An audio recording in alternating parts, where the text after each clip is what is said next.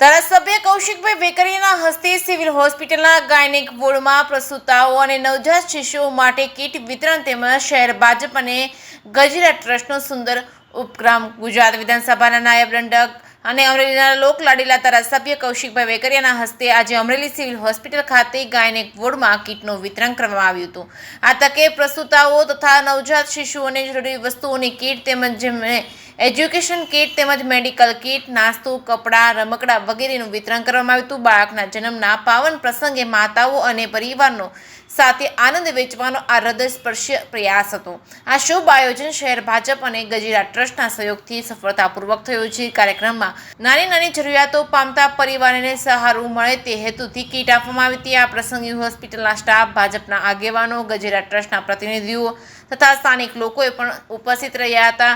ધારાસભ્ય કૌશિકભાઈ વેકરિયાને આ પ્રકારની સેવાભાવી અને સંસ્કારમય ઉજવણી સમાજમાં સેવા ભાવના સાચા અર્થમાં ઉજાગર કર્યા. જે કે સિંહ ગુજરાતી સાથે જૈનિક સુજિત્રા, અમરેલી.